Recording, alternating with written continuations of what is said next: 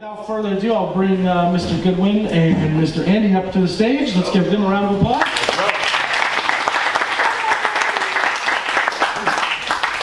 You're supposed to stand on the tape, right? Okay. Just a second there. Hi there. Hi. Who has all the money they need?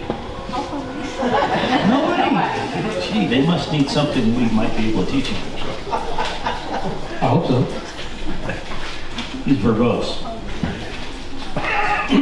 You'll have to excuse me, I'm still kind of recovering from a cold. When I get a cold, my asthma begins to kick in, and I will have spasms at times. So I'm trying not to talk that much, although it's kind of hard to go ahead and help co-host an event and not talk. So there you go. Well, we have a guest speaker. Do you have anything set up for us to be doing before we get Jay up here? we do, but it's more like I have some questions for the audience first. Okay. Okay, and so by show of hands, who went to last month's creative finance session? Okay, and how about the month before that? And how about the month before that? Okay, cool. Who has been to every single one of our sessions? See, I can't even raise my hand for that. Okay. 2 people because they have to be here. And they want to be here too, so fair to say. Okay, and the reason why I asked that is because we are trying to lay down a foundation for everyone to be able to build upon. So if you don't come to the different sessions that we have, then you miss different pieces. Okay, so tonight you're going to hear about someone who has put together those kind of pieces and actually applied it to different kinds of assets. So you're going to see a combination of how these techniques are applied to different kinds of assets. Okay, but without that kind of foundational knowledge, some of this is going to be going over your head, more so than it would normally. Okay, so we really encourage you to try and attend the sessions, get that foundation set, because as we start escalating it and start doing into the deep dives without the previous educational sessions, then it's going to be a little bit harder. Cool. So no more of this mundane stuff. We're going to get to the Yeah. Oh, that's good, because everything we've done so far has been kind of blah and boring, right? Gee, they're dead. Okay, so let's quickly kind of touch upon it. Okay, who's familiar with subject 2? Okay, good. Who's familiar with seller finance? Not everybody ought to be that. Oh, who's familiar with options? Who's done an option? Who's familiar with master lease? Okay, so these are topics that we've all covered before, and plus you get to see us apply it during exchanger sessions. We try and have quarterly, so that way the evening folks can see those as well. So you can see these things actually being applied. Okay, so that being said, I'd like to introduce tonight's speaker. I don't know Jay personally that well. It's probably maybe in the past year that I've got to meet him at different events. But in looking at the work that he's done, very impressed. So I haven't done any deals with him specifically, but I think from tonight's presentation, you're going to appreciate the deals and what he has put together for you. So with that being said, I'd like to introduce our speaker for tonight, Jay Chekansky. Welcome, Jay. Here, you get one of these. Thank you. You gotta stand on the tape or Rich will holler at you. Okay, no problem. Thank you. Appreciate that. By your wife. Appreciate this opportunity. Thank you, Goodwin. I feel like I walked into a trap. I got a text message at like 10 p.m. A month ago and said, "Want to talk about creative finance at the club?" Sure. I thought it was going to be 10 people hanging out at the table. Yeah, that's pretty much about the sum of it. So I got a text, hey, we should have Jay come on. Okay. So probably 2 minutes later, you got my text, or Mimi got my text, and then you got the message, and that's how we got this ball rolling. Okay, well, I do appreciate the opportunity. I want to say this is very impressive, this kind of turnout here on a Wednesday night. Yeah. Woo! Very good. Good feedback. Okay, I think we need the clicker. You got it? Got it. Okay. You need to change her. There we go. So, I think you need it. Okay. All right.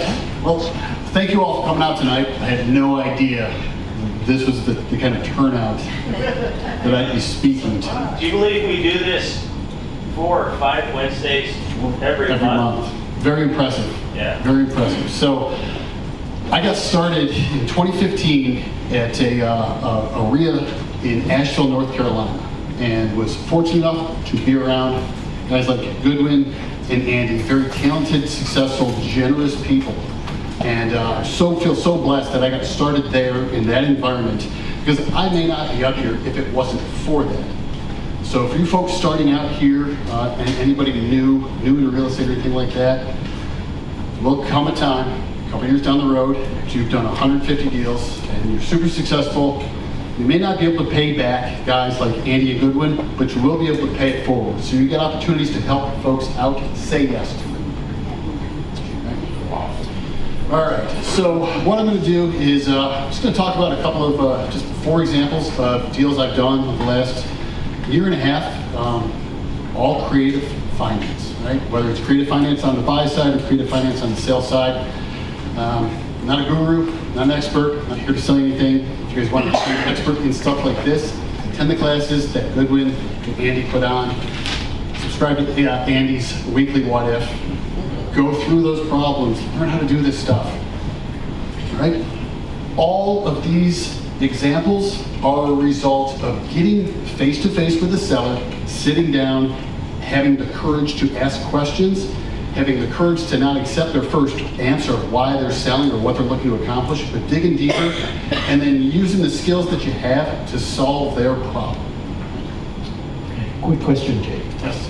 So do you want to take questions during your presentation, or you want things held back? This is extremely casual. I thought it was going to be 10 people sitting around a table.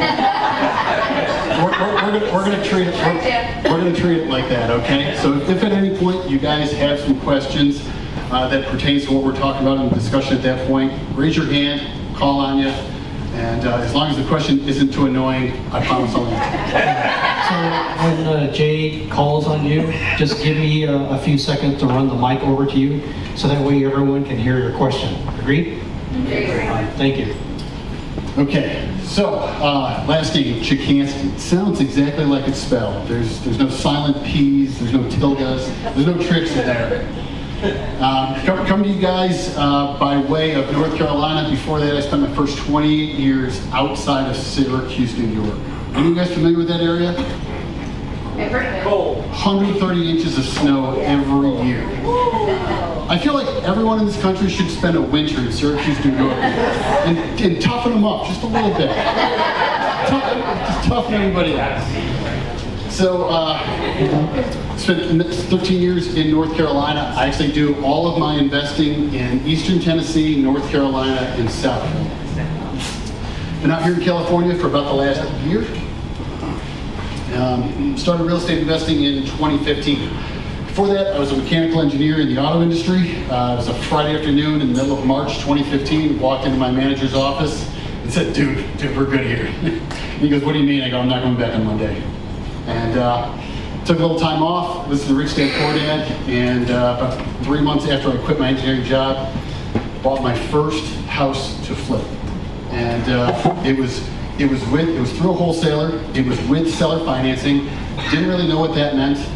Didn't know what a title search was. Didn't know any of that stuff. I just looked at this house and I was like, I got the money for the down payment. I've got the money for the rehab, and I'm pretty sure I can do most of the work myself. And did it. All right. So since then, I joke around. I tell folks that my niche was taking action. I said, if I saw an opportunity where I could make some money and keep this thing going, I said yes to it. And it was primarily fix and flips. I had 2 deals going on at the same time. One of them I was losing 60 grand on in slow motion. Another one had the rest of my money tied up in it and would not sell retail. I ended up selling with seller financing, and believe it or not, like, while those 2 deals caused me incredible pain, changed the course of my real estate career. Because it forced me to learn some new skills, dig deep, figure out how to solve some problems that the market wasn't going to solve for me. So since then, I've been selling houses with seller financing and been able to acquire some other assets with creative finance. Bought some self-storage, bought some mobile home parks, owned rental properties, a portfolio of promissory notes. My time in the auto industry, I was able to, I've got now 11 US patents in my name. They don't pay me anything, it's just something cool to say when I'm standing in front of 60 people. Gives me some street cred. All right, and then those 2 pictures on the right, you can tell I don't mind an uphill battle. I've got, it's my beautiful fiance, Mimiko, and our yeah. A lot of folks in the room know her. She's been a part of this group for a long time. And we have a 9-month-old little baby boy. His name's Cade. And when I'm not trying to sling deals, I'm either on my mountain bike or trying to squeeze in a game of golf. Okay, so tools in your toolbox, right?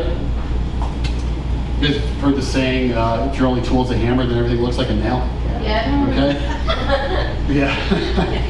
Well, that applies to real estate investing as well, right? If all you're capable of doing is making a lowball cash offer, that's what you're gonna do.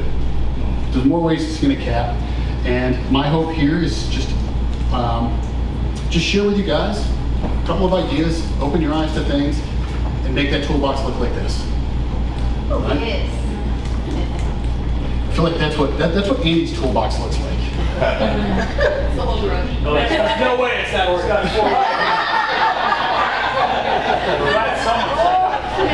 It's all there somewhere. You haven't seen my truck, huh? All right, so I'm going to go through a couple of different examples. These are deals that have been done recently. Okay, like I said, these are North and South Carolina deals. These are North and South Carolina prices. What you guys need to take away is it doesn't matter what the asset is, or what the location is, or what the price range is. All of this stuff scales and applies, big and small. Who here has seen Bill Cook speak? About 40% of the room. You ever heard Bill talk about, making those $1 million, like knocking on doors and making $1 million offer? It's kind of what we did here at this house. He talked about, getting face-to-face with the seller, understanding what he wanted. Well, he wanted his price. His price didn't work. It didn't matter what you did. The price wasn't going to work. So I thought about, the times I attended Bill's events and what he said and what he'd do. This is a deal where I structured it thinking about cash flow. Will this deal cash flow at a rate that makes it worth it?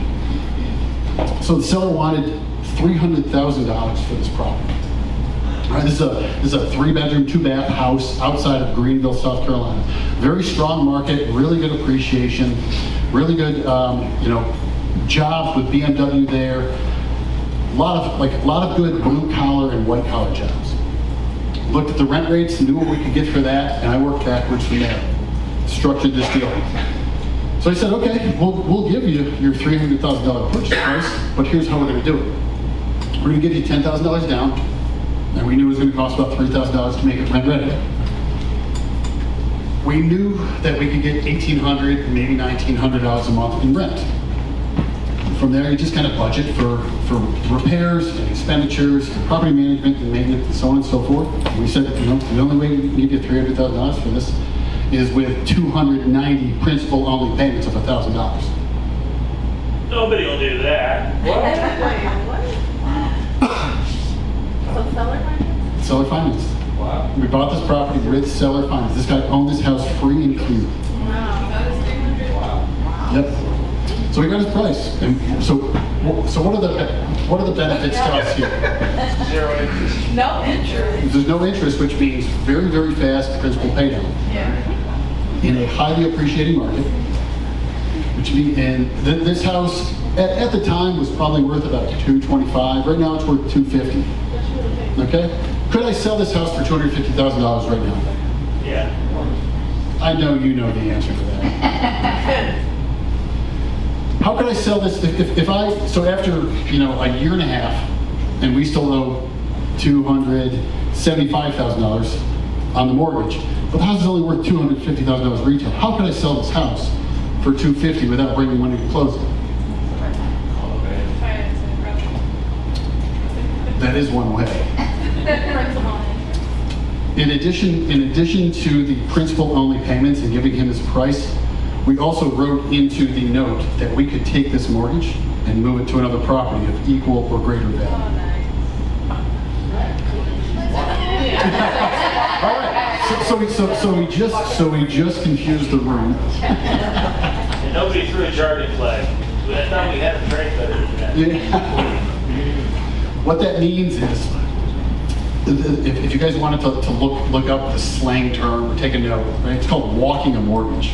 So instead of having to pay off the seller of this property with whatever outstanding balance is due on the promissory note, we can take those funds and use it to purchase another property and continue making our payments to him instead of paying him off. Does that make sense? It's like a credit from closing, right? Not a credit from closing.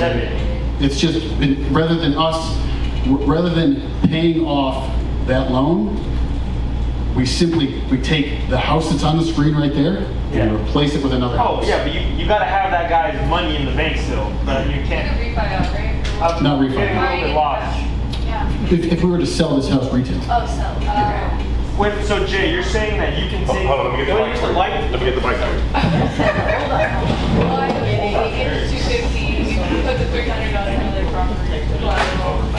So you're saying you still owe him about $25,000 that you can't fit into that because it's $275, right? And then you want to sell it for $250. So how do you use his loan to purchase another property? Because we don't have to pay him off. We can take the money that is paid, the $250,000 that is paid, and use it to purchase another property. Because he does, he wants the interest, right? So you take all the capital. He doesn't want the interest. He agreed to terms. He wanted his price. Okay. We figured out how to give him his price. In exchange for giving him his price, he gave us our terms. And our terms were principal-only payments and the ability to move that mortgage to another property. I understand now. Thank you, Jeff. Or Jay. Sorry. Mike, raise your hand.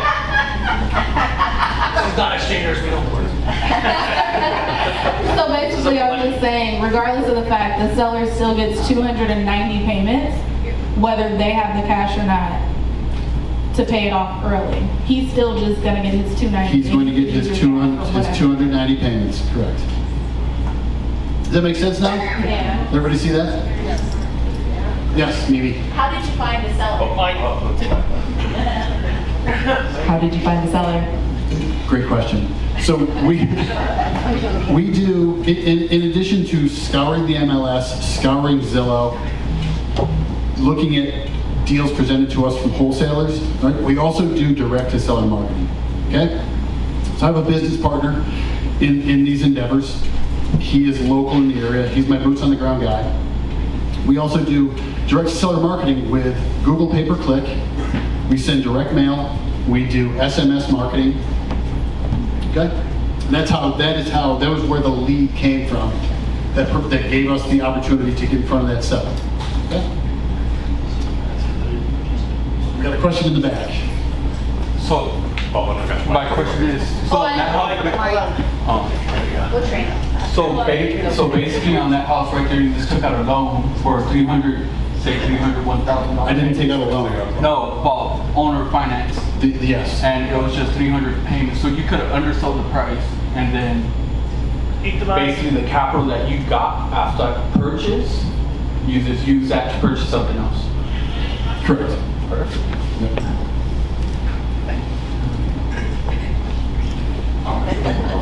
Raise his hand because he has your Could you spend maybe a minute or so to talk about the cost of your inbound marketing or your marketing expenses in order to get leads like this? Yes. So, using 2023 numbers, like a Google pay-per-click deal, like a landed, completed deal was costing us about $6,000 in marketing costs. But at the same time, those are the leads that yielded us the biggest amount. Like we were making like $40,000 or $50,000 on that $6,000 spent. SMS, like cost per lead is lower, but man, you are dealing with riffraff and lots of tire kickers and people wanting you to appraise their house over text and all this stuff, right? So, like I think SMS was probably, I think $1,700 per deal, somewhere in there, $1,700 or $1,800 per deal. Direct mail is about that too. Like direct mail, the response to direct mail is better because people have to make an effort to pick up the phone and reply to you, which shows that there's some motivation. You get a text message from people, right? People are like, yeah, sure, make an offer. There's no buy-in. It's very difficult to develop rapport. It's very difficult to understand why via SMS and stuff like that. You good? That help you out? Okay. Okay. Making sense so far? I haven't lost you guys? I haven't bored you guys? Okay. This next case study shows, this is like my bread and butter here. We do 20 to 30, hopefully 40 this year. And what this is it's a mortgage wrap. You guys heard that term before, mortgage wrap? Yeah. Okay. Some states, like, so there's title theory states and lien theory states. That doesn't really matter. There's mortgage states and there's trust deed states, or deed of trust states, right? An all-inclusive trust deed is the same thing as a mortgage wrap, right? Which is It's not? I said, which is define a wrap for those people here who are too unbrave to actually say, no, I don't understand a wrap. It's okay, because in the next slide, I'm going to show a couple of visual presentations. That's good. Okay? As long as it involves several words and red balloons, we're good. Yeah. Okay. So here are the mechanics of a mortgage wrap. I have a great group of private lenders, right? These are high net worth folks, high W-2 earning folks that do really good at making money in their job. I have folks with strong self-directed IRAs looking for returns. Okay? We primarily borrow private money to acquire these properties and to fund the rehab. There's other ways to do this outside of private money that just happens to work the best for me. You can use hard money lenders that are willing to allow you to wrap mortgages. You can do this with properties taken over subject to. Right? Basically, what we're doing is we are buying these properties. They're being funded with our private lenders. They're also funding the rehab. We do the work. Now we've got this retail-ready house, but we're not going to list it and sell it retail. Okay, we're going to sell it off-market because there is a massive pool of buyers that will not qualify for Fannie or Freddie loan. I want someone in the room to take a guess. How many people in this country do not qualify for a Fannie or a Freddie loan? You got your hand up? You don't know? I don't qualify. No. I'm not asking folks that don't qualify to raise their hand. I was asking folks, take a guess at what percentage of adults in America will not qualify for a Fannie or a Freddie loan. I would say over like 65%. 65% was the number I last heard. Wow. Okay? So everybody flipping a house selling retail, every real estate agent, their pool is 35%. My pool is 65%. And I have who else? There's very few people doing this stuff. Everybody thinks that the buyers of that, they get the word subprime attached to them. I'll describe my buyers to you. A lot of them have poor credit. People with credit in the 400s aren't buying these houses. These are people with 580, 600, 620 credit scores. I've sold houses to 750 credit score people. There's also people that are self-employed. Anybody go into real estate full-time and leave their W-2 job and realize, I don't qualify for a loan without 2 years of tax returns? Huh? Yeah. Or bank statement. Yeah. There are people that make very good money that are self-employed without strong tax returns. That's another one. There's also plenty of folks that come from countries that don't trust banks. And if you pay attention to the shady shit that Bank of America and Wells Fargo does, not trusting banks isn't that far-fetched. Trying to figure out what country people come from that do trust banks. But you need a microphone. I feel like Andy should just have a microphone, like a headset on, and he can just interject commentary throughout. You gotta make the first slide. All right, so about 60%, 70% of the deals that we do in the Carolinas are real estate. These are manufactured homes on 1, 2, 3, 5, 10 acres of land. The demand for this is unbelievable. When taking some buyer calls, some of the first questions I get, aside from, you know, like, what's the monthly payment? Can I have goats? Can I have chickens? People want an acre of land. People want an acre of land and just do that and just live like that. All right, so here's how that deal was done, okay? We bought this house off market, $45,000. It took $40,000 to rehab that property. And when I say rehab and make retail ready, this is, we're bringing these up to FHA standards so that they will pass an FHA inspection in the event, because we do get offers, we get retail offers from folks, even though we're selling these properties off market.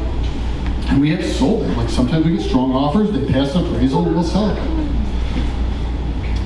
So this house is rehabbed to FHA standards to pass financing, the appraisal and inspection.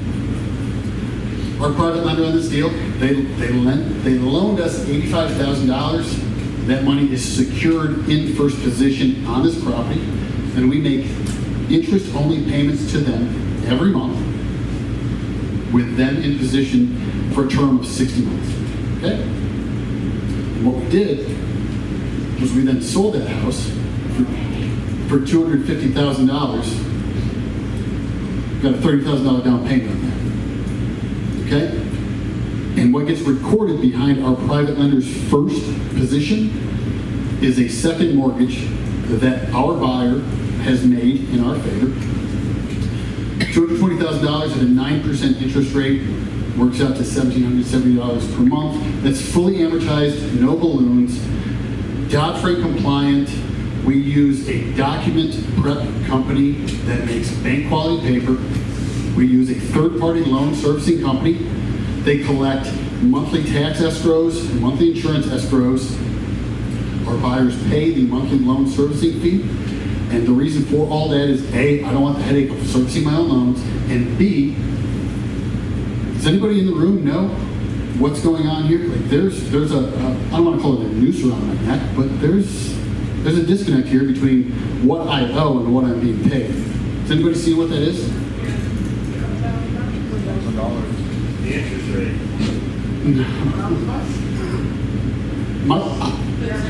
I have a first position mortgage with a balloon due in 60 months. I have sold the property, so I cannot refinance it to a buyer that has a fully amortized loan over 30 years.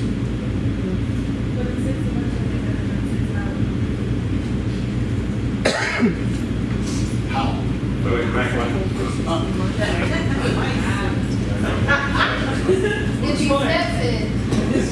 So basically, in 60 months, when this loan is due, you would have made $106,000 off of your payment. I guess you have to take out taxes and insurance. How is it? Oh, because of the 708. Here's where I'm going with this. I think this will all become clear. We go through all the trouble of having the loan servicer create a good quality paper, because that paper asset, it is an asset, it has value. It can be sold, it can be hypothecated, it can be traded. Okay? I have to repay my private lender in that 60-month period. How am I going to do that?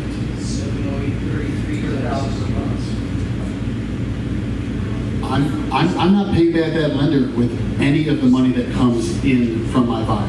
I'm paying back my lender by either selling a portion of that second note, hypothecating that second note, trading it to my lender at some rate. Okay? Does that make sense now? Yes. I'm gonna start charging you for that. We do a lot of these deals in California with Andy and Ronnie, Goodwin. wait, please. Sorry. I might look faster, so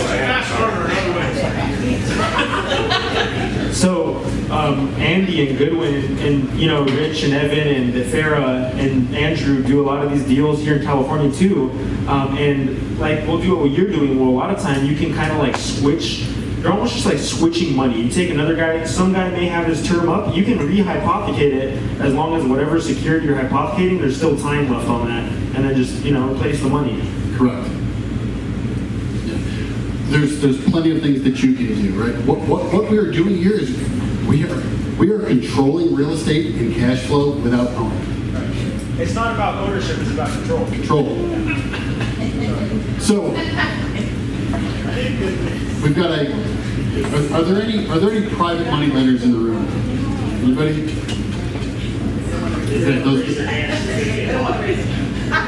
I'm asking people to raise their hands so I know who to talk to after this is over.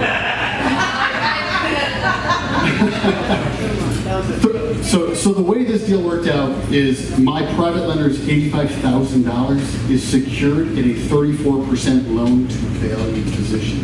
Is that pretty good? Lenders in the room, is that okay? That's Really really good. good. They're making $708 a month in interest. And that money comes to them every month like clockwork. For us, we made that $30,000 down payment. We're getting $1,000 a month in cash flow. We created $135,000 of note equity that can be traded, sold, borrowed against, right? That paper is an asset. And then from an amortization standpoint, after 5 years, our buyer's loan, the unpaid balance is still $211,000. And then think about this from the buyer's standpoint. I know I haven't talked about this. I've talked about solving seller problems. But from a buyer's side, you bring someone into the community that is a buyer instead of a renter, what is that? What is that doing for the community? It improves the community, right? There's pride of ownership.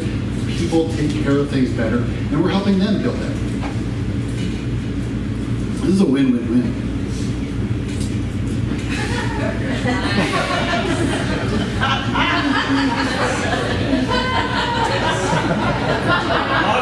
You guys, the next time you guys are out drinking till 2 a.m. and you roll up to Taco Bell at 2 a.m., you're never going to look at number 7 on the menu the same. Here's the important takeaway here is the bean spread holding it all together. That's the cash. That's arbitrage. Albert Einstein said that compound interest is the 8th wonder of the world. That's slow lane bullshit. Arbitrage is the 8th wonder of the world, all right? That cash flow is what we're making between what we pay out on the first mortgage and what we receive in the second mortgage. Does this help everyone understand what a mortgage wrap looks like? Regardless of any question or stretch.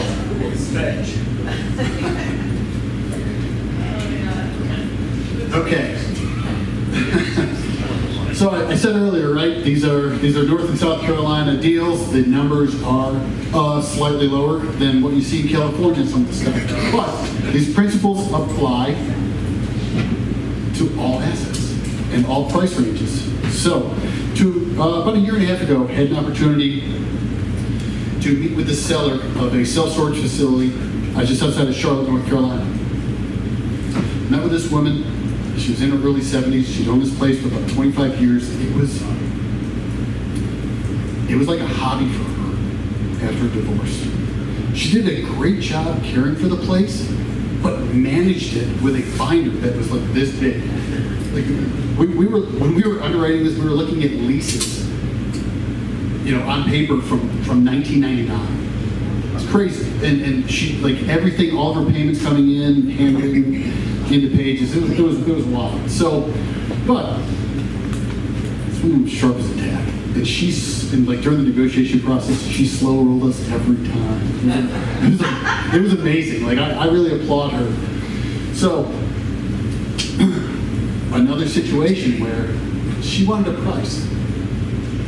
And because we were sitting there talking to her, we asked her if she was open to seller financing. A simple question. It's like, hey, besides paying a whole bunch of taxes, what do you do with the money that you get? I don't know, I'm going to put it in the bank.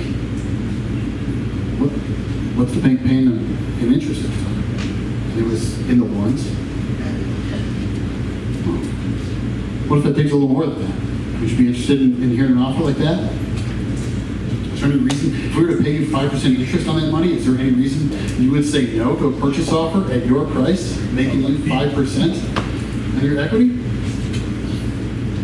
So she was open to it. We put an offer together and negotiated back and forth and finally settled on a $1.3 million purchase price with $200,000 down. Show of hands again. Who has seen Bill Cook talk? What does Bill Cook say when he structures a deal like this and he's got to come up with a $200,000 down payment? I don't have $200,000. Well, I didn't have $200,000. You know what I did have? I had paper assets from the previous slide. And I took those paper assets and I went to my network of private lenders. And I said, hey, private lenders, are any of you guys looking for cash flow? I have a group of notes that I'm looking to sell at a discount to raise money for a down payment on a self-storage facility. And one of my private lenders writes me back. He goes, Jay, I'll buy those notes, but why don't I just give you the $200,000 for the down payment and make you an equity partner? Okay. So that's what we did. Structured a seller finance deal, brought in a capital partner. I bought $1.3 million of real estate with no money out of my own pocket. We structured this deal to where we got 10 years of owner financing, interest-only payments or more, depending on what we want to do. Initially, we were at like $150,000 down payment, and then there were so many times the seller led me to believe that she was just going to say yes to everything. And my foot's tapping under the table, I could just tell. And then she'd go, I'd like another $50,000 in the down payment. and then I would have to gather it all back up. And I'd hem and haw.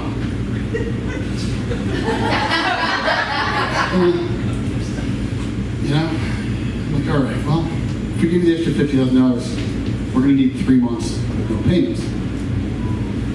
So that's 3 months of pure cash flow, realizing everything but expenses in there. 50 grand didn't hurt that bad after structuring it like that. So we have a balloon due in 10 years. Same thing applies. We can move, if at any point we decide to refinance or resell this property, we can move the outstanding balance of that mortgage to another property. Because in talking with the seller, she doesn't want to get paid off. She's got no place to put this money. She doesn't want to go buy another piece of real estate. She doesn't want to become a hard money lender and have to vet new borrowers and vet new deals. She's very comfortable. She's very comfortable with this asset. She's very comfortable with us now. We've got 2 years of never missing a beat. And this is helping to fund her retirement. She doesn't have to manage a property or manage a binder that's 7 inches tall or any of that crazy stuff. We got another question. Just give this guy a microphone.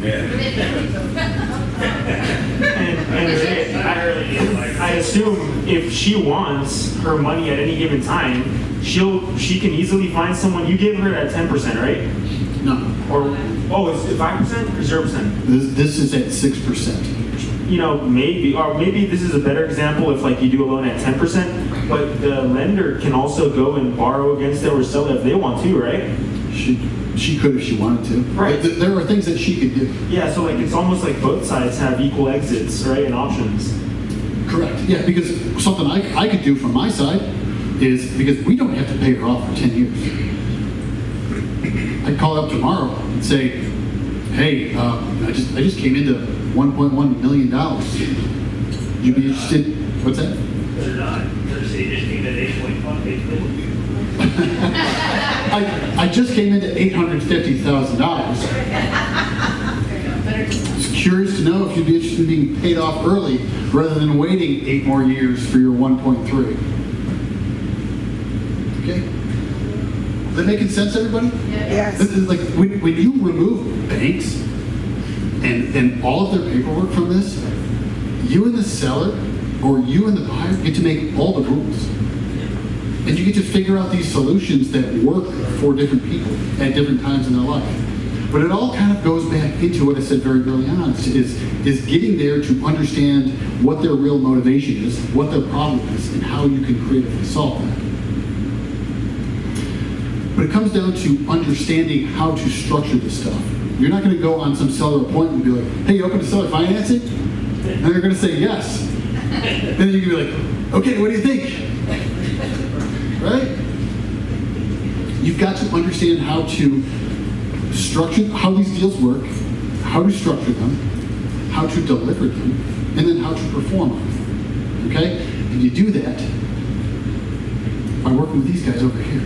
Attending their classes, paying attention, reading books, paying attention during the exchange. Even if you have nothing to contribute during these exchange meetings, if you sit there and pay attention and listen to how these guys are structuring deals, huge takeaways there. Yes.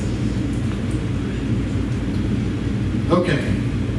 Oh, we got a question here. Yeah, Jay, so I'm curious, can you, like, really quickly explain to me how much farther your private money lender ended up by partnering with you than if you would have,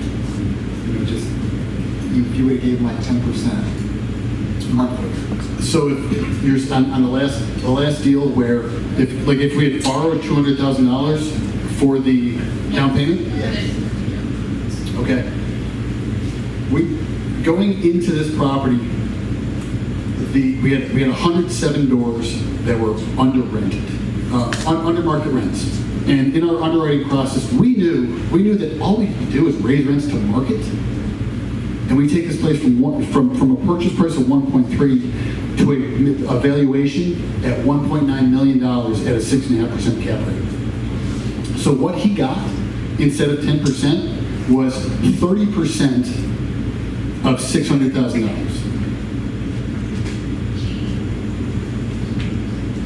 G? What's that? Good enough. Good enough? Yeah. Did that answer your question? So he's a 30% partner. He gets 30% of the cash flow every month. He gets 30% of the equity.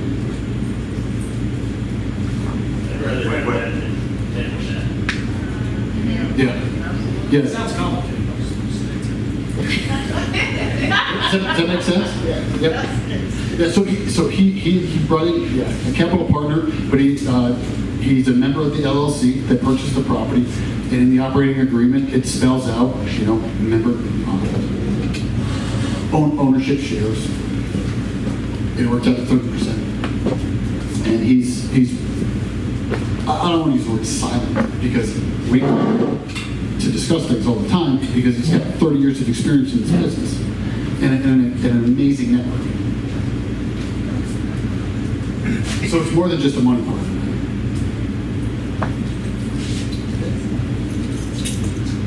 Okay, this is the last one. We got a question.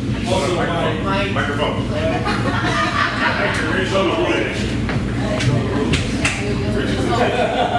Rich, are you the guy hounding people about bringing the microphone to the questions that way everybody's on? Standing under tree. He's on the tape. He's on the tape. We had the discussion before. I didn't want to get yelled at. So on like, it wasn't just an equity share. That guy brought some serious knowledge and experience and everything to the table. If it was somebody else just saying $200,000, would you have given them that kind of deal if they weren't bringing that kind of thing to the table? He didn't have any self-storage experience. Okay, I thought you said he had 30 years. He has 30 years of real estate experience.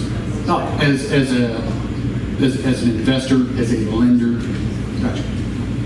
So in this case. Microphone. They pay me a lot of money to do this. A lot of money to do it. So he didn't bring anything no cash to the table. So, I get that. I get that. So, no cash to the deal, so that seems Fair is a relative term, right? It's all about the deal.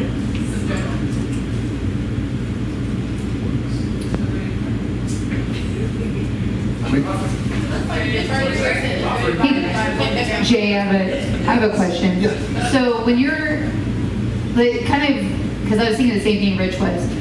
So when you were going to offer your notes at a discount to get that 200,000, I feel like you would have given up less than the 30% equity on the self-storage. So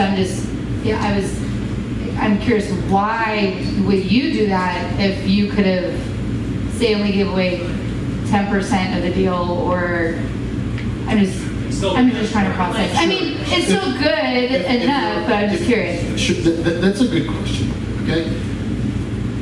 If you look at that deal in a vacuum, that question makes perfect sense.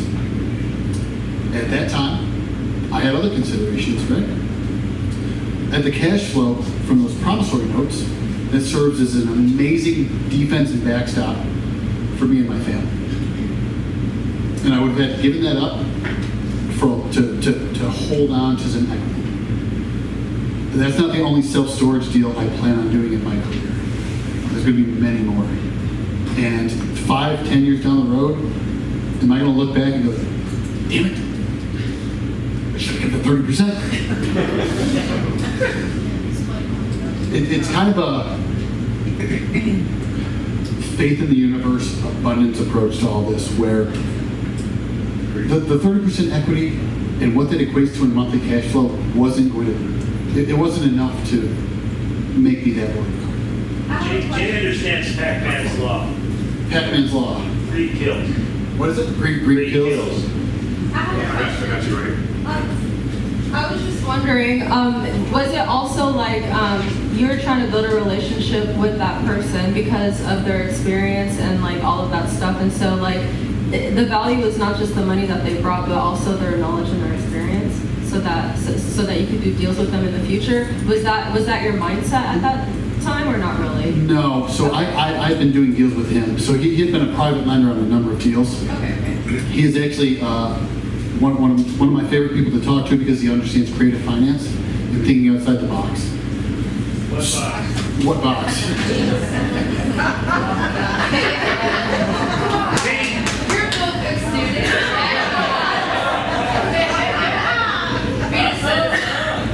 So his experience, his knowledge, his advice, that was a secondary benefit to all this. But think about this. Like, you want to think about from an abundance mentality is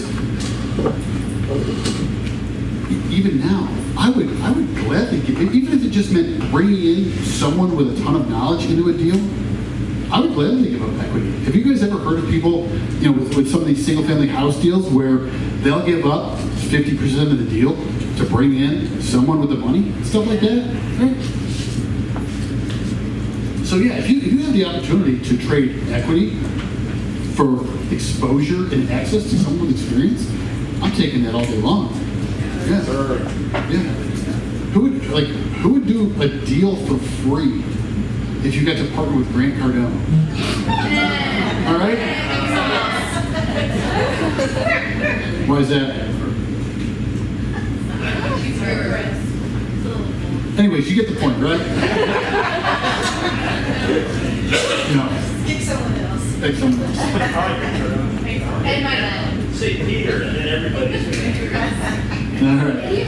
So here's the last last creative case study I'm going to leave you guys with. This was creative entrance, creative exit. Okay.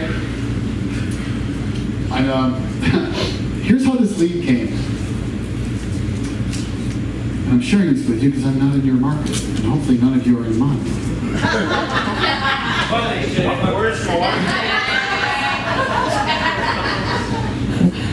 When I was living in North Carolina, I had a girl working for me, and part of her responsibilities, on the 15th of every month, she would go to 4 or 5 courthouses surrounding Charlotte, North Carolina.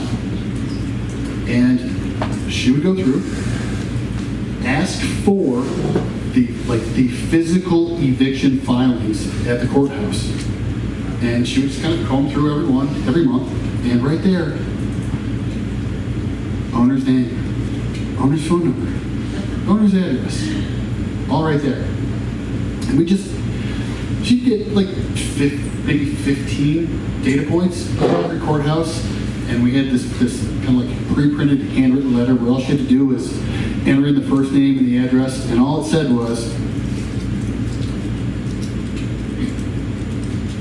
"Hey owner, we know that tenants and toilets are a real headache. If you've ever thought about selling your house give us a call. Love, Jay." We got a call, right? We got a call from the owner. She owned 2 mobile home parks that were within about a half mile of each other, outside of Charlotte, North Carolina. And talked on the phone a couple times, back and forth, him and haw, didn't know if she was selling or not. Anyways, caught her at the right time. Sit down with her, talk to her, understand why she bought the place, what she wanted to do. She worked full time. These parks were an hour away from her job. Her husband wasn't helping her. She couldn't handle it anymore. Wasn't getting paid rent. Like the whole tired landlord thing. So, over the phone, I think I'd asked her if she would open to selling on terms. She said no. But when I'm sitting there face to face with her and I came prepared, I said, "Hey, I know that you're not open to seller finance, but I put together this offer. Take it home, chew on it, whatever." So we actually went under contract with a cash purchase price of about, I think it was $350,000 for these. And after about 8 weeks of due diligence, realized that we were going to do this. Oh, I'm sorry, you know what? I was trying to wholesale this property. I wasn't going to take title to it. I was moving to California the next month. I was trying to wholesale this thing. I wasn't trying to buy it. Okay? So I called her up, give her the bed. I didn't wait till the last day. When I learned that I wasn't going to be able to wholesale this thing for $350K, I called her up and just told her, I was like, "Hey, unfortunately, I couldn't find anyone to partner with that was willing to buy this property for $350,000. And she goes, "If you'll make your seller finance offer a little stronger, I'll accept it." I said, "Give me 24 hours. So, structured the deal. We bought the 2 parks for a combined purchase price of $400,000 with $40,000 down. And then we structured the monthly payments to, it was an 8.48% interest rate for 5 years on a 20-year AM. She wanted a balloon. I did not want a balloon. I said, I don't know what this is. I don't know what the world's going to look like in 5 years. If I can't find a long-term lender, do you want to take this park back via foreclosure? She said, no, I don't want to take the park back. I said, here's what we're going to do. We're going to step up the interest rate so that it hurts me. So after year 5, month 61, the interest rate goes up to 10.5%. Guess what? I didn't care. The place still, it was still cash flow. It was still cash flow at 10.5%. Okay? Sounds really painful. Painful. Yes. But she agreed. She agreed. Like 10.5% was a painful interest rate to her. I'm sorry. So, $40,000 down payment. What does Bill Cook say? I don't have $40,000. What did I do? You called me. I should have called. I don't know. I got good terms with my equity partners. I brought in 2 equity partners. One of them's in the room. Very pretty girl in the second slide I showed you. Another one was a good friend. Another one was a good friend in Charlotte. We gave him 50% equity for half the down payment because he was local and we were in California. He was responsible for operating the deal, managing the property manager, and handling the day-to-day stuff.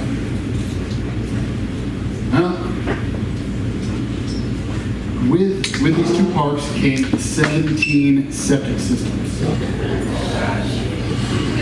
A mobile home park. Oh, these were all tenant-owned homes. We didn't own any of them. We didn't own any of them. I've learned that mobile home parks are nothing but dirt zoning and septic systems.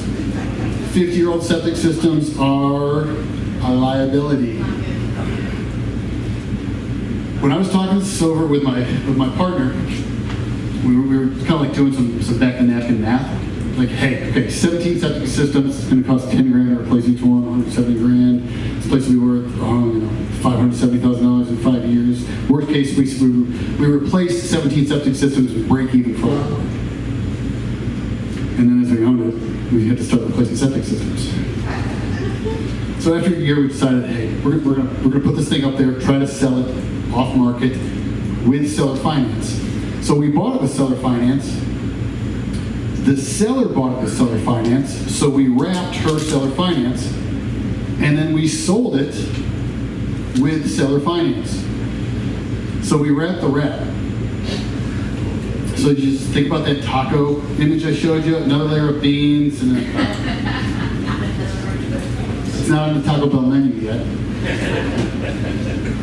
So we sold the seller finance. We bought it for $400,000. We sold it for $595,000. We got a $75,000 down payment from our buyers, and we gave them terms, good cash flowing terms to hit some of their metrics because they came in with a pretty strong down payment. Does this cash flow great for us? Nope. It's about $400, right? $400 a month. Doesn't matter. We got $75,000 as a down payment. Collected a whole lot of cash on the front end. These guys have a balloon due in 4 years, which is before our interest rate steps up, and we're going to realize another $135,000 from there. Okay, and that's the difference between the principal pay down that we're getting and the note that we receive from our buyers.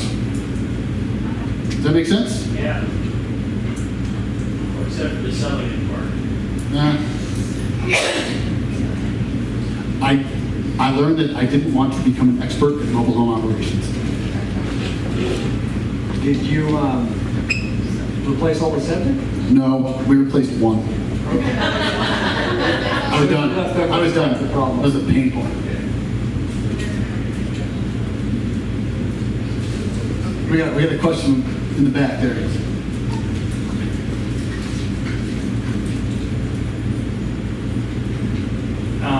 Kudos to that. That's eye-opening. Real quick, you said that you try to sit down with all the sellers, so I imagine you brought up Bill Cook and Pete. So when you're sitting down to get to this part, you're finding out their wants and needs. So are you doing that with the T-bar? No. Or are you just doing that with the conversation? It's just a conversation. Yeah. And then if you guys have been in sales roles, they teach you how to parrot and mirror and stuff like that. So, why did you want to buy this park? Oh, you want to be an investor. What does that mean? She thought it was just be mailbox money, not daily headaches. or anything. Not driving an hour and a half to file evictions on our own. You mean it's not mailbox money? It's not.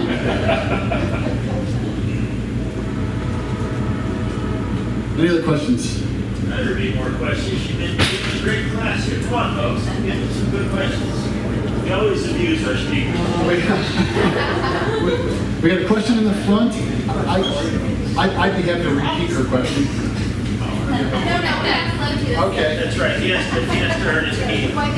He's getting his steps in tonight. That's right. So my question for you now that you've been in California for a year, have you analyzed any California deals at all, or is that not of interest? No, I have strict rules on what I invest in. Strict rules. No snow, no communism.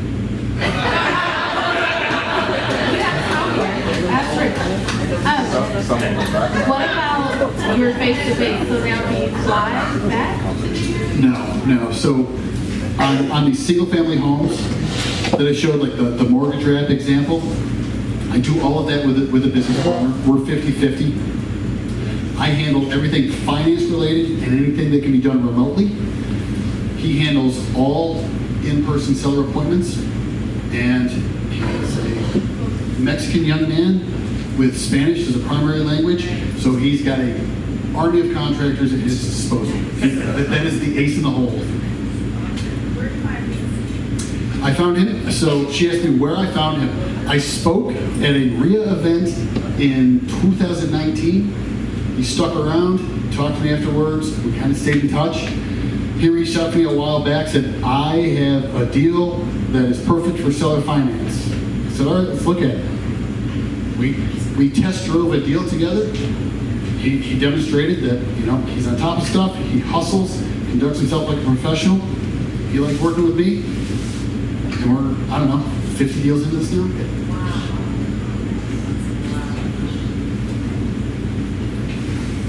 Who's next? All the way at the back. You're going to get your exercise today. Hello. I understand why you don't want to invest in the state. Pro-tenant and against a lot of landlords, but my question is, looking at the numbers and home values being so expensive here, or property values being so expensive, if that wasn't the case, would you be able to look at these type of seller financing or creative deals and make sense of them in LA, Orange County? I said what I said earlier because it's just funny. Like I get that question like 4 or 5 times a week from the people that live in California. And that's why I don't invest in California, and that's just the answer. No, it's not. So if we go back, right, take that self-storage facility picture out, put a $1.3 million home in there that could be worth $1.9 million on a resale. Is there any reason why you couldn't do that with a house in LA? Right. And those numbers? Does that make sense? Yes. It all scales. Who else?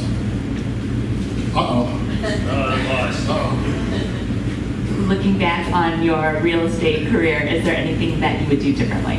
Looking back. Be careful how you answer that. It's a trap. Done at SDCI much earlier? I am, no, like, I mentioned very early on that, like, early in my house, like, this was like house flip number 5, was the one that I lost 60 grand on. And house flip number 6 was the one that had all my money tied up into it. If that hadn't happened, who knows where I'd be. But because I had all of my money tied up in all these other deals, I had to learn the most valuable skill I have learned in my career. How to do deals without any money. Okay? I think 2.5 years ago, I drove 4.5 hours. It was on a trip to evict a tenant. You were with me. She was with me. And I drove to the house that I lost 60K on. And from the front, from inside the truck, I said thank you to that house.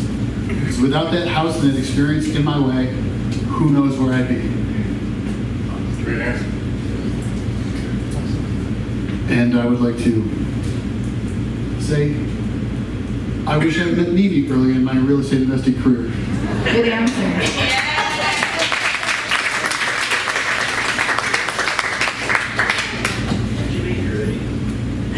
So, I'll tell the story. I'll tell the story because it's funny. It's fun. I flew down to Tampa for a Pete Fortunato event in June of 2021. Sitting there minding my own business the Friday before at the pool, trying to read a Zig Ziglar book. And there was this beautiful young woman with an unbelievable yoga practice showing off at the pool. So then Heather introduced you. So it was like, this is like 4 o'clock in the afternoon, which is my worst time of day. I'm an early riser. I do my best work in the morning. And there's just this period of time I don't want to talk to people. And I should have walked over and talked to her, but I didn't. And I was going back into the hotel lobby, and I'm like, you gotta talk to this girl. I stood in front of the elevator in the lobby for like 15 minutes, just to randomly meet her by chance in front of the elevator when she finally walked back in. Does that actually work? It worked. Oh, We're here. Here we are.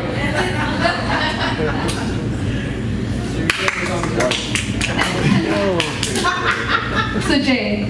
Yes. All right. So you were talking earlier about when you borrow money from one of your private investors or lenders, that you do the deal and then sometimes you'll resell them a portion to keep their money invested in the deal. Can you? I forget how you said it. Like, do you remember that? So there's a couple of options, right? I don't own the real estate anymore. I cannot refinance that property to pay them off. So what I have to do is I have to use, there's a couple of ways to do it, right? I have hustled hard in other areas of the business to generate the cash to pay back my private lender on time. Or you can take that promissory note that you have that's in second position, which has value, to another investor. You can sell them payments in order to repay your private lender. You can sell them the whole note to repay the private lender. You can use that paper asset, that promissory note, as collateral to obtain a new loan from another investor to pay off your private lender. Or, because, what I said earlier, right? When you're working privately, when there's no banks or institutions involved, you get to make the rules. So if I work out a deal with my private lender, because maybe their life has changed, and I say, hey, why don't I, provide you, in exchange for you releasing this first lien, I'm going to give you the first 240 payments of this promissory.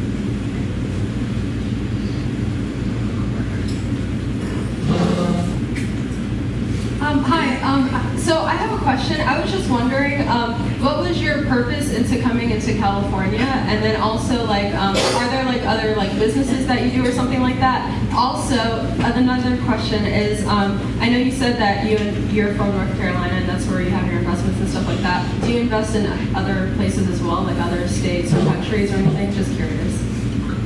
Just still do deals in Eastern Tennessee, North Carolina, and South Carolina, simply because it is a pro-business environment. If you don't pay, you don't stay. I've had to foreclose on one property from day one of the first missed payment to me taking the property back was 5 months and 15 days. I like those places. It's pretty good. Yeah. But also, what was your purpose in coming to California? Look in front of you. She's sitting right in front of you. Oh, she was from here. Like, why do you come over here? Our city, don't find that's fine. That's all right. We don't want to know. Hey Jay, nice to see you again. Question for you. So I'm not sure how to ask this question, but my question is around over leveraging. Is there at any point where you feel, or is there a point where you feel you'd be over leveraged, or is that not the case? So I'm going to switch this slide up here just for folks here as we take this down. Good question. I showed you a slide a couple slides back. Our lender was in a 34% loan to value position, right? That means that there is a lot of room for us to make a massive mistake, liquidate the promissory note in second position, and still repay our first position lender. Okay. Not to pump Andy's tires, but I actually use his buying terms as my worst case scenario. But you know it's always there, huh? Right? There's a safety margin in all of this because I don't want to be in a position because I control the real estate, I don't own it. I only have so many levers to pull to repay my lender. There is no way I'm going to let that lender foreclose on that property because that means the buyer gets wiped out. And that is no bueno. That is not good. So when doing this stuff, I'm not doing thin deals. If it's a deal where I don't have the safety margins that I mentioned, I'm not doing it. Right? I've got multiple outs in all of these. To the back. So you already established your business in North Carolina area. So let's say you didn't have it and you were just starting out, but you're living in California like all of us, and you wanted to invest out of state. What would be your first few steps? Fly out there and find a Spanish-speaking operator. No, here's a question, okay?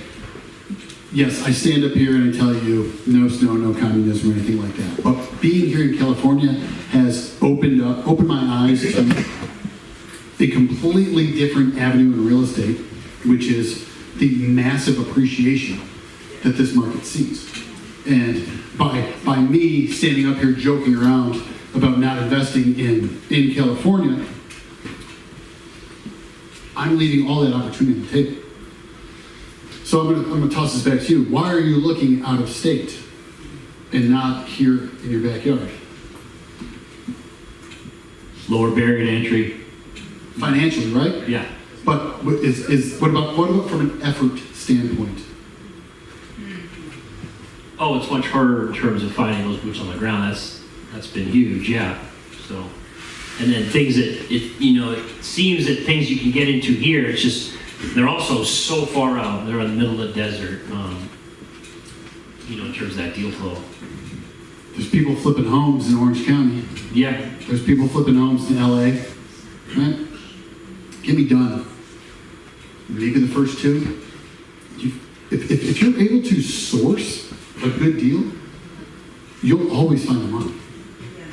If you're able to structure a good deal, or even identify a good deal, there are plenty of people in this room that would be willing to partner with you. You go for the ride on one or two. Maybe you don't make enough to quit your full-time job or whatever it is. But the knowledge that you're going to gain and the experience that you're going to gain is invaluable. And then here's something else. When you show up and you do what you say you're going to do, if you borrow money and you pay people back on time, people talk. Good and bad. There's plenty of deals here. That was my whole presentation next Wednesday, so.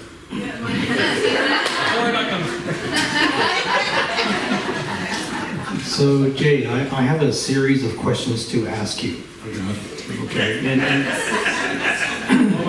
series of questions, not serious questions. Okay. So and this is Non-serious questions, is that what you said? well, I could be less serious about it.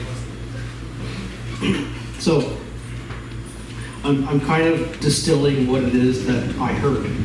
Okay, so how many of your deals did you do without a partner?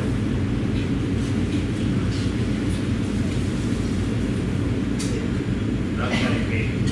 Probably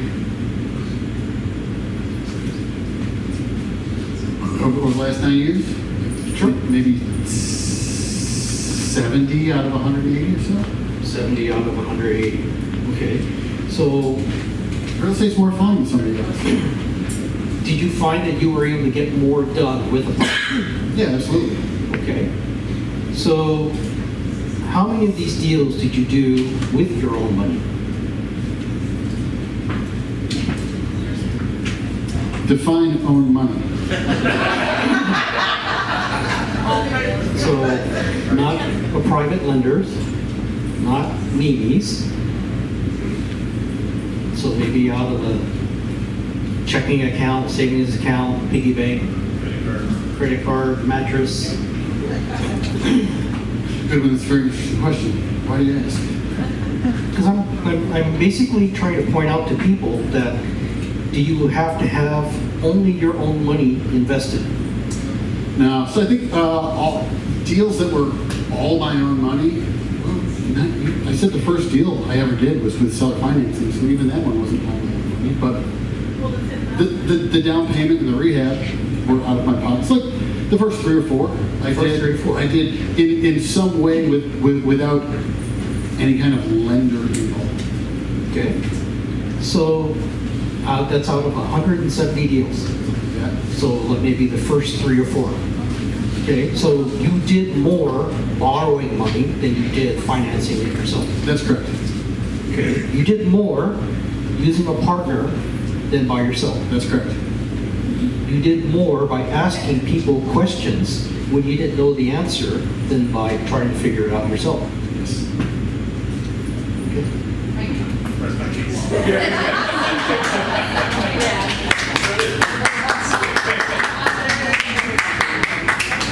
Just curious because I'm one of these like scared to have a partner type of people. I don't trust people because I hear a lot of horror stories. People have bad partners or partners that don't work out. So did you only have that one partner that worked out? Or No, I've worked with a total of 6 people over the last, as like, LLC partners, JV partnerships. All have been successful. Some have been more fun than others. In a number of cases, I found that I was growing at a rate much faster than my other partners were willing to go. And that wasn't from a work ethic, attitude, or capability standpoint. It was, these folks were in different seasons of life then, okay?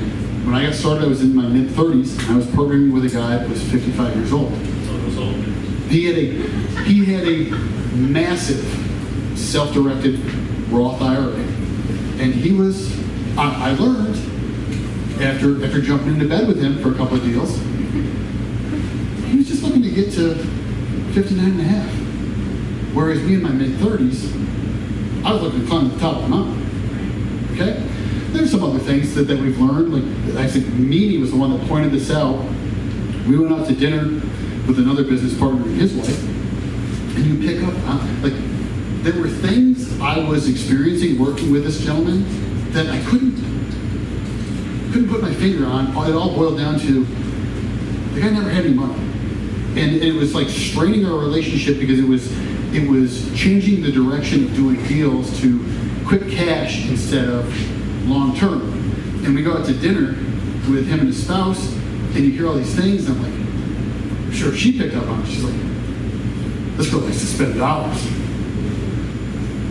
So there's that, right?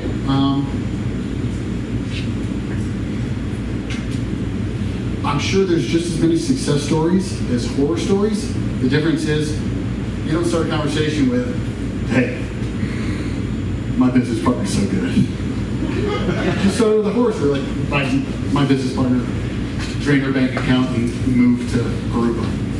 That's what you hear about, right? Jay, how many just lender partners? You say you got partners. So, yes. So, every deal we get under contract where we're going to bring in a private lender, I I put together like a 2 to 3 page overview of what that lending opportunity looks like. It's got info on the house, it has info on comps, info on the loan that I'm looking for, details of my exit strategy, and enough information, pictures, info, everything, so that this gets emailed to my group of private lenders. Which right now there's about 60 people on my private lender distribution list that has all been through organic growth, word of mouth, speaking, talking to people, and what did I say a few minutes ago? Paying people back on time. It goes out to my group of lenders. They've got, hopefully all the information that they need to make a decision or reach back out to me, and we go from there. Following up to Tiffany's question, with trust, because as Andy says, there's only one type of ship that never sails, a partnership. That's what he's told me. So I've been hesitant on partnering, but since I've been partnering with people that their values align the same with me and our goals are similar and we talk about what we're trying to accomplish together, it has been easier. But like, what qualities are you looking for when you're talking to someone and you're partnering with them? Is there anything that stands out that could help us find someone that is trustworthy and or is that just, because I'm pretty sure you don't partner with someone you just met a couple times. No, nothing like that. All of my partnerships have come from people that I've gotten to know.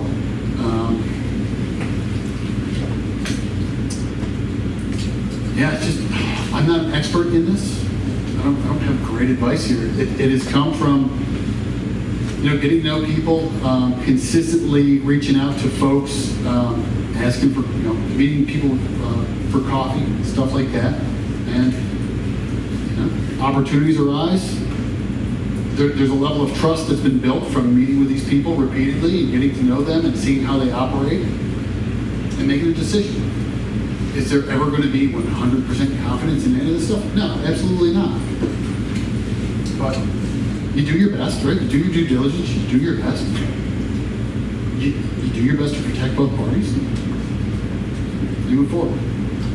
My question was similar to hers. It was just pretty much like when you're trying to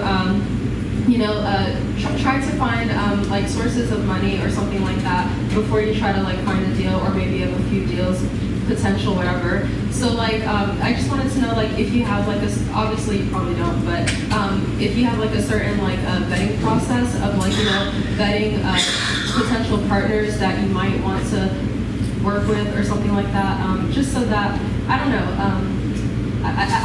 That's pretty much my question. I had something else I was going to say, but I forgot, so I apologize. It gets worse as you get older.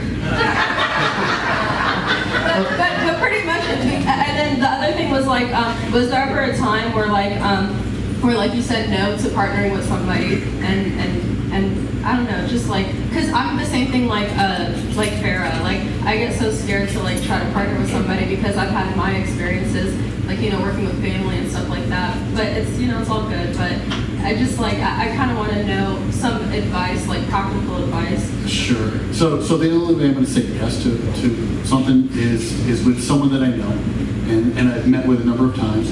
There's a level of trust and credibility and a track record of good character. Have I said no to things? Yes, I have. I've had, it's happened a couple of times since I've come out here where I get calls from people. They've got a deal under contract and they're asking me to work with them to resell this thing seller financed. And I'm saying no, simply because the biggest reason is because when I borrow money from my private lenders, it's my reputation with them. My private lenders, like their money is better than gold to me because it is the lifeblood of my business. And if one deal goes sideways and I do something wrong or blow one of those lenders, maybe I don't bounce back. Maybe I have to move from California to another, to another state where no one knows who I am. I start all over, right? Okay, last question. Okay, this is gonna be a good question. Okay. So we'll be the judge of that. I'm very opinionated, so sorry, I'm a little bit ignorant.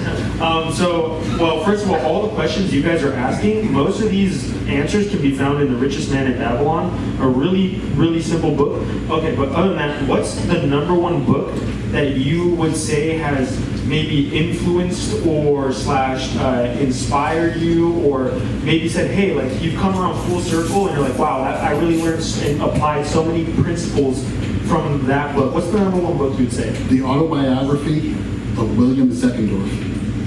Really? What's it? It's a big book. That's a great book. Yeah. It's like $250 on eBay.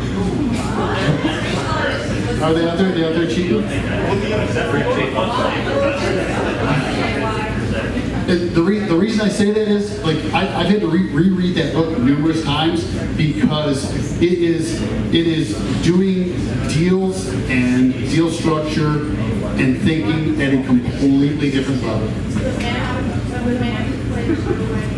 How do you spell the last name? Zeckendorf. Okay, from me. Zeckendorf. It's actually our second door when you're looking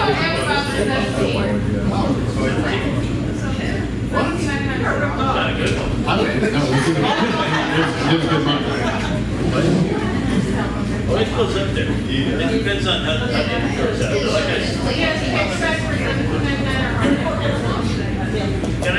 Can I share a secret on buying books on eBay? Mike? Secret for buying books on eBay. Always buy the cheapest copy. Why is it the cheapest copy? It's used. What else? Somebody wrote in it. If you're a bookseller and somebody wrote in it, that kills the value of the book. If you're an investor and somebody else put eyes on that book and highlighted what they saw what was important, does that make the book worth less or more? More. So you'll find that I donate some really tattered books to the library here because I read things, and if I'm not going to keep it forever, it goes to the library here. Always buy the cheapest copy. And yeah, Zeckendorf gets up around $250 depending on how the inventory is going. I'm going to counter that. Okay. Buy the most expensive copy. Why? So if you spend $250 on a book, you bet your ass you're going to read it. Good idea. That's okay. I scored Considine for only $120. Can you repeat that author's name, please? Zeckendorf, William Zeckendorf. Zeckendorf, like Dorf the golfer. Thank you. Just texted you out. Oh, thanks. Online on Target is $22. Brian, we're done with questions. It's just now Goodwin and I get to torture Jay a little bit longer before we let him go. 3 minutes. You're really killing your time here. All right. Did you guys learn anything tonight? Yes.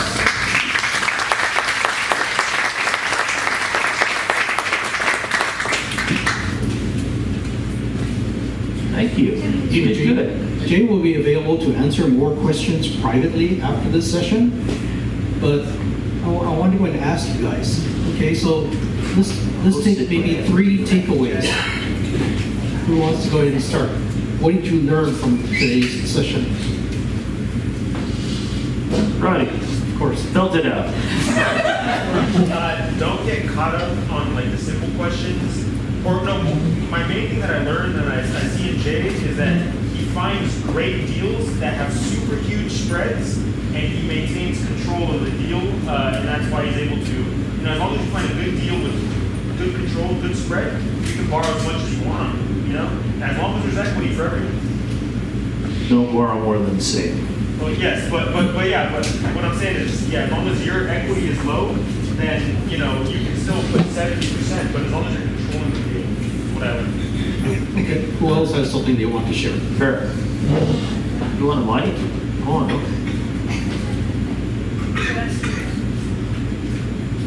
So it's more like I'm sharing something I learned. So when people ask me, Farrah, how do you get your deals? Like, how are you doing this? Like, I'm looking, I can't find anything. and I ask them what they're doing, usually that's where they're lacking, is usually like what they're actively doing. So the one thing I tell people is I took action, and that was one of the first things that Jay said.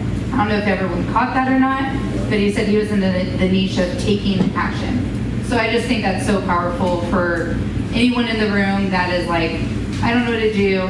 You just need to take action. And I kind of joke, and I think Jake kind of alluded to this too. He just did it without thinking. It's almost the whole analysis paralysis. If you think too much into it, you're gonna get in your head. And so I kind of joke and just say, maybe I'm a little dumb, and I just took the risk, and I didn't think too much about losing money until I was, halfway into the deal. Then I'm like, oh my God. But that was when I panicked, but I had already taken action, so I needed to finish it. So that was just really big. So thank you for sharing that. Thank you. Who else wants to share one more?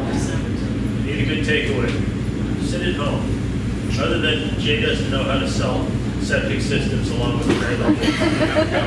All the way in the back. All right, Manny. You could buy without showing money. That's the biggest one for me. How many mobile homes do you just buy? Go on, speak on it, Manny. 7.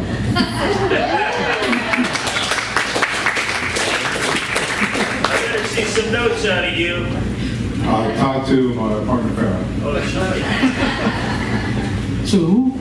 So outside of not using, outside of the first several deals, his own money, who picked up that notes were being used as currency? Yeah. Who picked up that equities being used as currency? Okay. Who picked up other things? Not cash, used as currency. Cash flow. Yeah.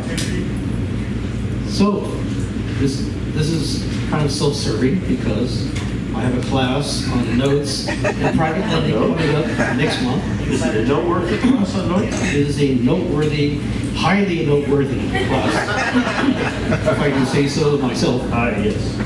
And I do say so myself. Do you? I'll say it for you. It'll be a great class. It will be a great class. It will. He's much better due diligence than me. You've had your fill. Will there be any insider trading going on in these classes? Probably. Yeah? Yes. So you better be here for being on the inside. Yes, sir. I think there's still at least 1 or 2 more that have the $50 discount if you get in it right now. Remember, only the first 25 plus your 15%. Okay, and someone did ask me if I'm going to be teaching the same things that Jay just put up on the screen. The answer is no, because Jay is showing you what can be done after you understand the fundamentals. And this is what we keep emphasizing. You need to go ahead and build that foundation. You're not going to do 3 steps when you don't know how to do the first 2 correctly. Right? Okay, so what do you think the name of my class is going to be? Beat the bank, according to the slide.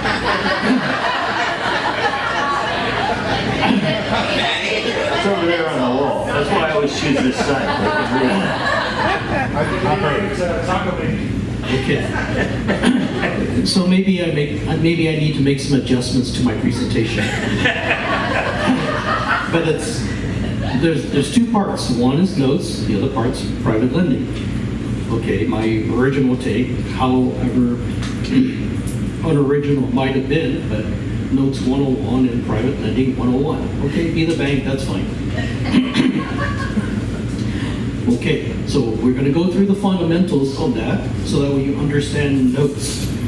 Okay, Jay has demonstrated a very, very good understanding of how notes work, how notes can be leveraged as currency, and anyone who has gone to Pete's class hears Pete speak of different things such as notes as being currency.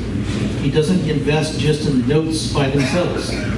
He will use notes as currency to get what it is that he actually wants. Okay. Private lending. Jay spoke quite a bit about that. how he developed a relationship with his lenders. He has more than one lender. He has several lenders outside of me. Okay, so what is the primary thing that Jay cherishes with the lender? He values that relationship. Make sure that lender is paid. Right? As a private lender, I appreciate that. Right? So sometimes when Andy invites me to teach on his lunch break, when in his classes, I will use the example of, okay, if I lend $10,000 out for 1 month and I make $500 on that, is that too much? Is that too little? If you run it through the financial calculator, the return looks obscene. But if I lost that $10,000, how many more deals do I have to do at $500 to get my money back? A whole lot. 20 deals straight. Okay, so a private lender is taking the risk. It's trusting you. It's not just the collateral. It's also that relationship that we are cherishing. We are putting our faith in that lender and in that borrower to make sure that they will fulfill what it is that they promised to do. Okay, so it's not just about making the money aspect of it too. So these things will be talked about in my course. So please consider signing up for it. I promise he'll be more energetic when he teaches his course. Good one. We should wind this up. I think so. There's meatballs you can eat. Okay, how about another round of applause for Jay?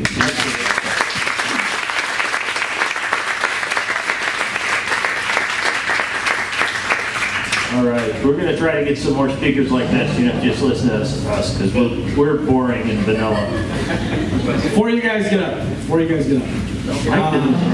that? I like the new hats. That's good cool. job. Good stuff. Yeah. Also, just a reminder too that if some of that math on there and the 8% or what interest only was before you take Goodwin's class, again, I'm going to do an intro one for you members out there with the early bird. It's like $50. Okay. The weekend before Goodwin's class, we'll get you ready for his class. Okay. So just a reminder on that too. Also, if you noticed, we have some new, what are the kids calling it now? Swag or bling? Bling? Bling. Swag? They haven't come up with a new one? Drip. They will get with there too. It's swag. Dicks? So, yeah, come on. So we have the new shirts with the not so new logo. You know, before we changed the logo last year, I had just ordered about 300 shirts with the old logo, so we took a little while to make those. So we also have a whole line of brand new hats. So if you want a hat, the hats tonight are $40. They're going up to $45 tomorrow. Okay, so if you want to buy one tonight, you get a $5 discount. But for everybody that wore their lanyard tonight, you won a free shirt. Pays to follow the rules. So if you have a lanyard on, if you did not get a lanyard yet, see Caitlin. If you lost your lanyard, see Caitlin. If you want to get a shirt, see the two girls up in the front. And Jay and Mimi, I'll let you slide tonight on the new shirt. They're the only exceptions. Okay? Next time, wear your badge, we'll give you a new shirt. Okay? And again, if you didn't get your shirt. Okay. So let's give everybody a round of applause again. And we will see you next week. And thank you, me, for presenting mindset on why I think you should buy in California. So we'll see you next week. Excellent. We'll be here at noon. Good night, y'all.